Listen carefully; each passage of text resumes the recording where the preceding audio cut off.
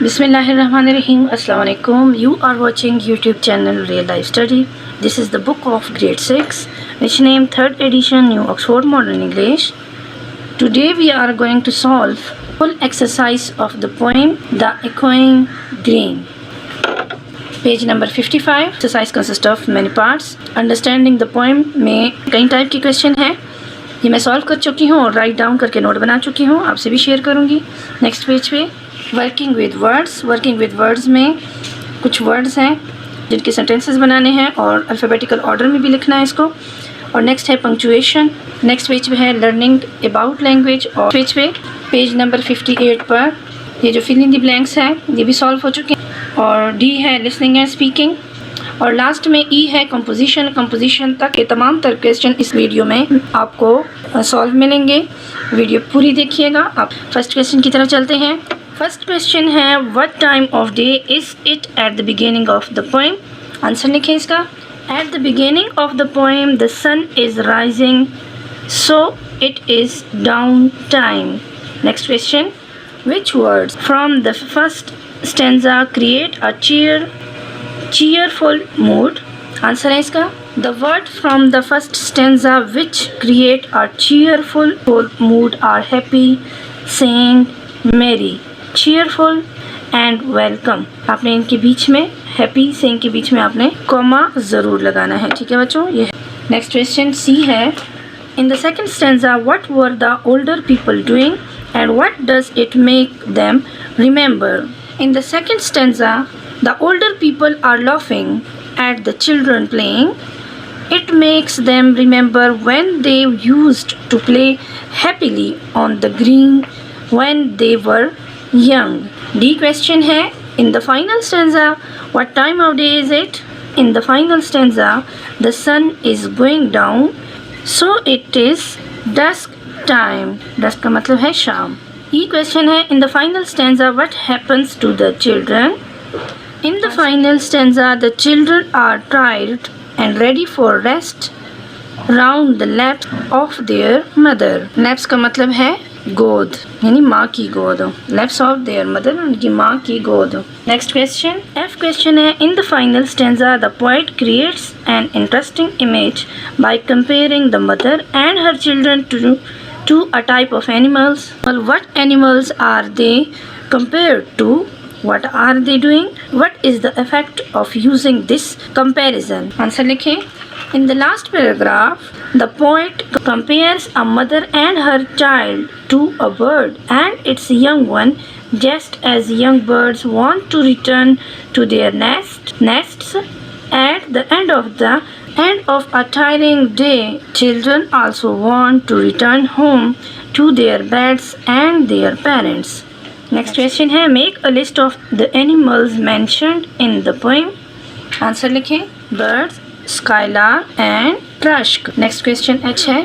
Make a list of sounds mentioned in the poem.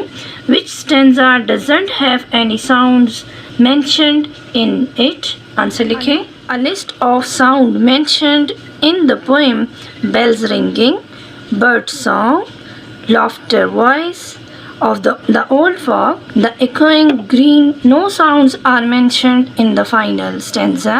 These questions are more challenging. Discuss them first. I question है. What do you notice about the last line of each stanza? Say how they are similar and how they are different. Number 1 point लिखें. Last line of each stanza is almost same. First one of echoing green. Description bracket में लिखें. Second on the echoing green speech words. Last on the darkening green. How does the different in the last affect the mood of the end of the poem? Answer लिखें. The last lines affect the mood in such a way that it displays the end of one's life. तो बच्चों next question है. Note 2 number question है. Note the number of syllables in each lines. Her line में आपने syllable को note करना है.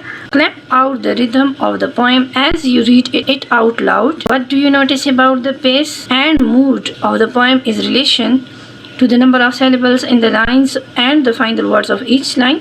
इसका आंसर लिखें. The poem's rhythms is consistent with the most lines having 5, 6 or 7 syllables, creating syllable मैं आपको poem में बताऊंगी कि कौन कौन से line में कितने syllables हैं. Creating a gentle pace that matches the screen and nostalgic mood. Nostalgic का मतलब है पुरानी जो यादें होती हैं उसको nostalgic बोलते हैं. Short lines convey innocence and simplicity, reflecting carefree play. Rhyming final words and musical quality enhance the rhythm. Together these elements evoke का मतलब है पैदा करना. Idyllic का मतलब है खूबसूरत. Idyllic जो and the passage of time. Note the number of syllables in each line. तो देखते हैं कि each line में यानी हर line में कितने syllables हैं. फर्स्ट लाइन में 6 syllables हैं, नेक्स्ट में 7 और थर्ड लाइन में 5 syllables हैं. फिर है 6 syllables, नेक्स्ट लाइन में 5 syllables, से आगे 5 syllable, यहाँ भी 5 syllables हैं. फिर 7 syllable, यहाँ 7 syllable हैं.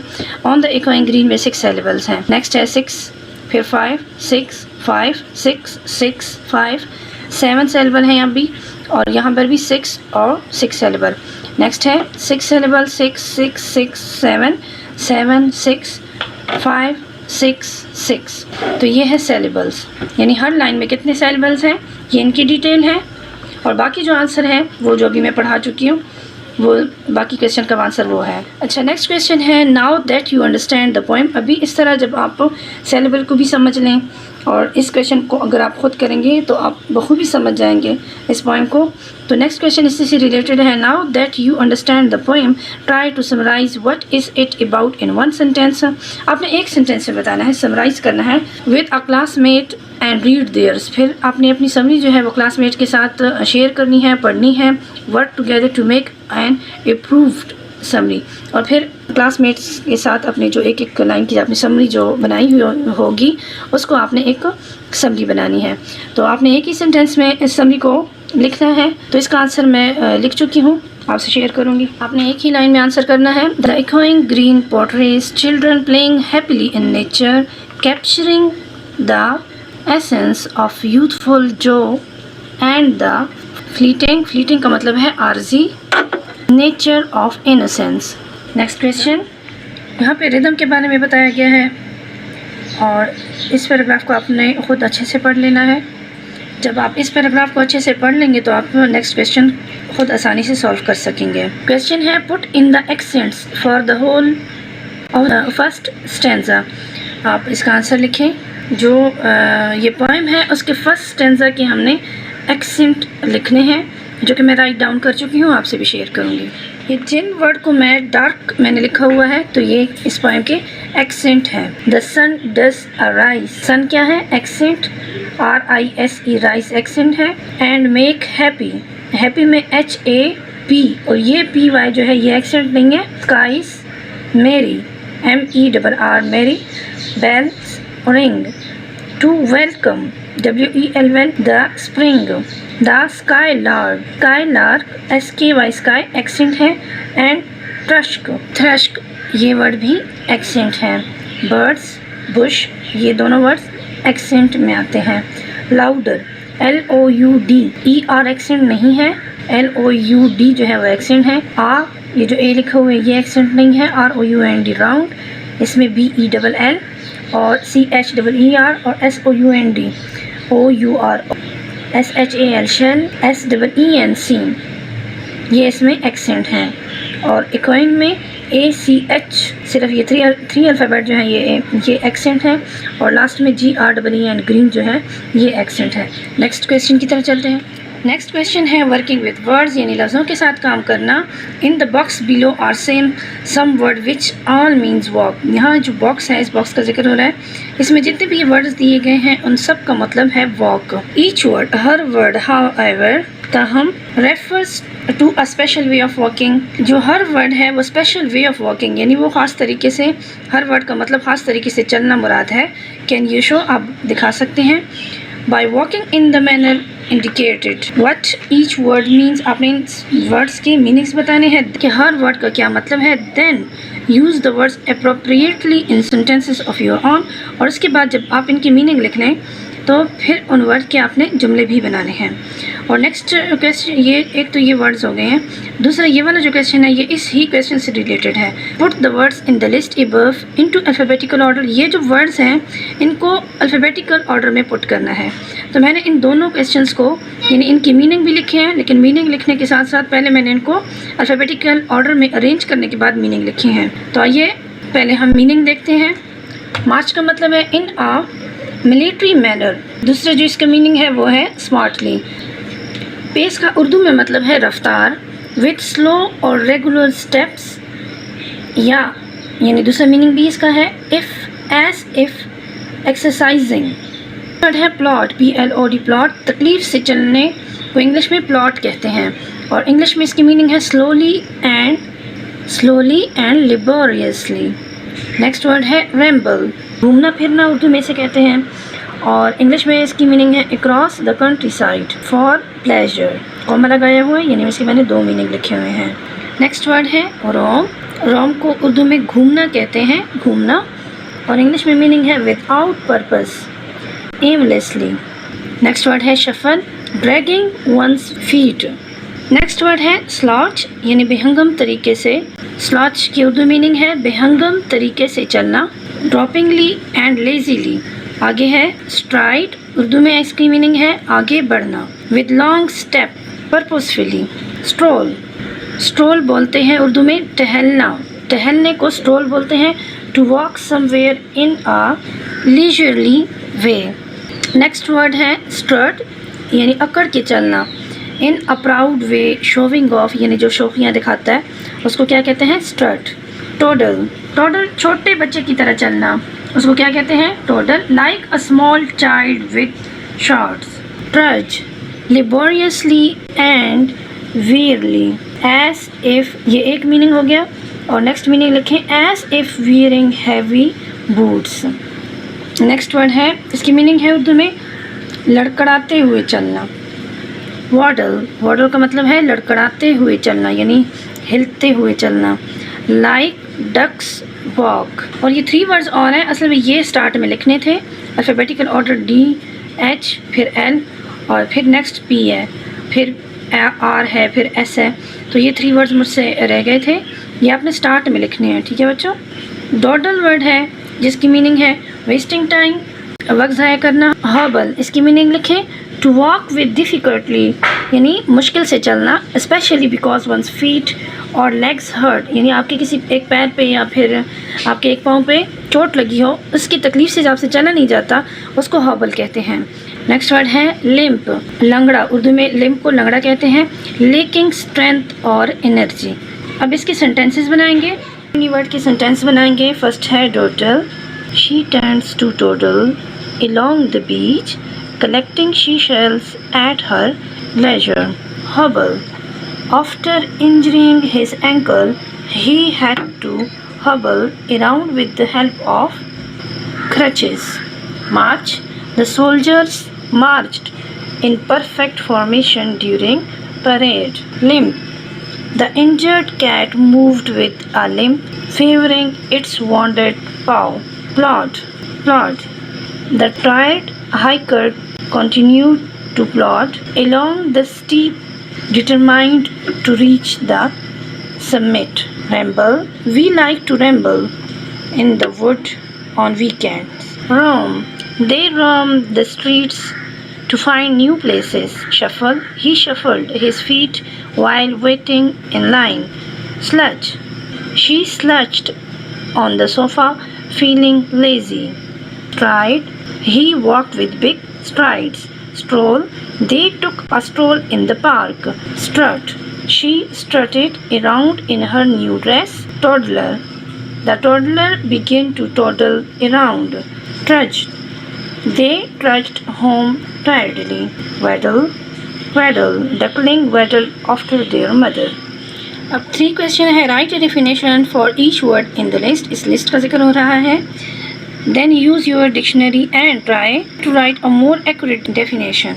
ये जो मैंने जहाँ मीनिंग लिखे हुए हैं, ये जो मैंने मीनिंग्स लिखे हुए हैं, इसी के साथ इसी की डेफिनेशन भी है, ठीक है बेटा. पंक्चुएशन क्वेश्चन है. A comma is used between the item in a list. Example दी गई है, जब कोई लिस्ट हम तैयार करते हैं, यानी डिफरेंट चीज़ें हम एक जगह पे लिख रहे होते हैं, तो उन चीज़ों के बीच में हम कॉमा का यूज़ करते हैं. दैट बॉय बॉट टोमेटोज, फिर कॉमा है. एप्पल्स कॉमा है. Pears comma and bananas. यहाँ पे आपको समझाया गया है कि पंक्चुएशन मार्क कैसे लगाना है. लिस्ट में जो आइटम दिए गए होते हैं उनके बीच में कैसे कॉमा लगाना है. अब इसी के रिलेटेड ये वाला क्वेश्चन है. 4 क्वेश्चन है. री right the following sentences putting in commerce. यहाँ हमें कुछ सेंटेंसेस दिए गए हैं जिनमें हमने कॉमा की पुटिंग करनी है. तो बेटा आपने इस तरह कॉमा लगाना है. इन हिज शॉप कॉमा लगाएं. He sells nuts comma bolts. Screw comma, bolt के बाद भी कॉमा है. स्क्रू के बाद भी कॉमा है. पेंस के बाद भी कॉमा है. And paper. During the holiday comma लगाएं. He visited his brother comma his uncle comma his father's friend comma his grandfather, यहाँ भी कॉमा है. And his grand mother. See the leaf floated with the current comma लगाएं. Whirled round and round comma लगाएं. Twisted over comma stopped for a moment comma लगाएं. And then disappeared, full stop है यहाँ पे. Next sentence है the bells on the tree comma लगाएं. Streamers of every colour hanging from the ceiling comma लगाएं. balloons of all shapes comma a large star comma and millions of sparkling lights completed the decoration in the hall. Next question की तरफ चलते हैं. अब next page पे आ जाए. Next page पे क्वेश्चन नंबर 6 है. मेक योर ऑन सेंटेंसेस बनाने हैं using the word in each row. यहाँ जो वर्ड दिए गए हैं हर एक रो में, make sure that you use range of punctuation. आपने ऐसे सेंटेंसेस बनाने हैं जिसमें comma, colon and full stop का यूज़ हुआ हो करेक्टली इन योर सेंटेंसेस. ये ए सेंटेंस, ये जो ए है, इनमें डिफरेंट वर्ड दिए गए हैं. हमें इन्हीं वर्ड को यूज़ करके एक सेंटेंस बनाना है. फिर ये बी में जो ये वर्ड्स दिए गए हैं, Pakistan, China, Malaysia, Indonesia and Thailand, इन्हीं वर्ड्स को यूज़ करके हमने एक सेंटेंस बनाना है. लेकिन ध्यान रहे कि हमने उस सेंटेंस में कॉमा, कॉलन और फुल स्टॉप का यूज़ करना है. मैं इसके नोट बना चुकी हूँ, आपसे शेयर करूँगी. ए सेंटेंस बनाएं. The train whistled loudly. Aeroplanes sword above bull car. ध्यान रहे यहाँ पे मैं कॉमे मैंने लगाए हुए हैं. रम्बल्ड along कॉमा लगाएं. Bicycle speed by and cars honked impatiently. Next word का आप सेंटेंस बनाएं.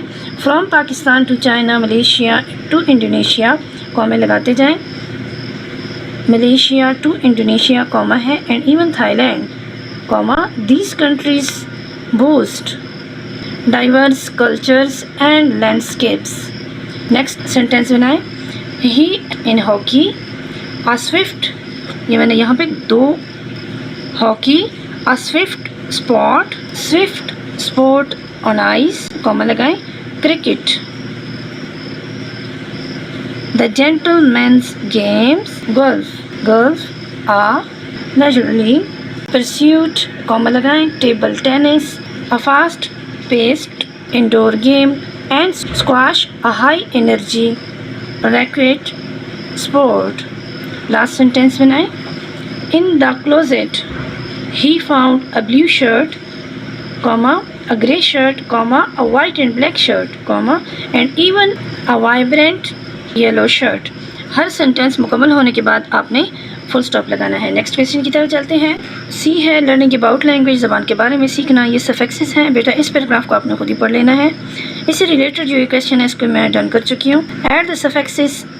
आपने सफिक्सेस में एडिंग करनी है ING की या फिर ED की. द फॉलोइंग, ये जो फॉलोइंग में हमें ये वर्ड्स दिए गए हैं, तो इन वर्ड्स के laugh, stop, hit, box, catch, thing, fix, run, plan, plane, boil, set, post, flip, ship, join, fatten, pay, chart, place और ट्रैप. इसके मैं सफिक्सेस बना चुकी हूँ, आप भी नोट कर लीजिएगा. लॉफ का लिखें laughing, loft. Stopping, stopped. Hit का लिखें हिटिंग, हिट. बॉक्सिंग, बॉक्स का लिखें बॉक्सिंग, बॉक्स्ड। कैच का लिखें catching, caught. Think, thinking, thought. Run, running, run. Plan, planning, planned. Boil, boil का लिखें बॉइलिंग, बॉइल्ड। सिट का लिखें sitting, sat. Post, posting, posted. Join का लिखें joining, joined. Paying, paid. Chatting, chat का लिखें chatting, chatted. Placing, placed. Trap का लिखें ट्रैपिंग, ट्रैप्ड। और नेक्स्ट है टाइप ऑफ कंजक्शंस, इनको भी आपने खुद ही पढ़ लेना है। इसी से रिलेटेड क्वेश्चन है, क्वेश्चन की तरह चलते हैं। तो क्वेश्चन नंबर 2 है complete the sentences given below choosing appropriate conjunctions from the bracket. यहाँ हमने ब्रैकेट में हमें कंजक्शन दिए गए हैं, इन कंजक्शन को जो हम सूटेबल है ब्लैंक में फिल करना है। फर्स्ट है dash he was unwell he played the match. आपने लिखना है इवन थो। कौन सा वाला राइट है? Even though. बी है I shall meet her dash you want me to. If लिखना है he is quite old now dash he is still very strong but very strong. क्या लिखना है आपने? But very strong. Dash she has her fault we all admire her although. E है I have not met him dash last year since last year. F है we shall start dash you are ready. आपने blank में लिखना है when you are ready. ठीक है बेटा। अब डी क्वेश्चन की तरफ चलते हैं। ये listening and speaking reading a poem as a class. बेटा ये क्लास एक्टिविटी है, इसमें राइट डाउन करने की कोई चीज़ नहीं है, इसलिए नेक्स्ट क्वेश्चन की तरफ चलते हैं। लास्ट क्वेश्चन है कंपोजिशन। कंपोजिशन की तरफ बढ़ने से पहले अगर मेरी ये वीडियो आपको अच्छी लगे और आपके काम आ रही है तो इस चैनल को सब्सक्राइब करें, वीडियो को लाइक करें और शेयर भी करें ताकि दूसरों की भी काम आ सके। और बेल आइकॉन के बटन को प्रेस करना ना भूलिएगा, इस तरह मेरी हर नई आने वाली वीडियो आपको टाइम पे मिल सकेगी। कंपोजिशन है write a short passage of the scene below from old John's point of view. Remember to use a range of punctuation in your work. Check through your work carefully and correct any mistake. Paragraph है, यहाँ पे हमने 3 paragraph ready करने हैं। First paragraph में हमने लिखना है डिस्क्राइब हु इज़ ही। इस पिक्चर को देख के हमने इन क्वेश्चन को सॉल्व करना है। Describe who is he, where he is and what he is doing. और नेक्स्ट हमने पढ़ा है इस क्वेश्चन के आंसर में describe what he can see and what his reactions are. और थर्ड पैराग्राफ हमने रेडी करना है इस क्वेश्चन के आंसर के लिए। Describe his memories of his own youth. आइए। He is major retire Faraz he was one son and his only son have 3 little cute and charming children, Seema, Ali and Ahmed. He went his 3 little grandchildren to park on Sunday. He sat on the bench and watched his grandchildren playing in front of him. दूसरे वाले question का answer लिखें। Major retire Faraz feels very happy and satisfying when see his grandchildren smiling and playing.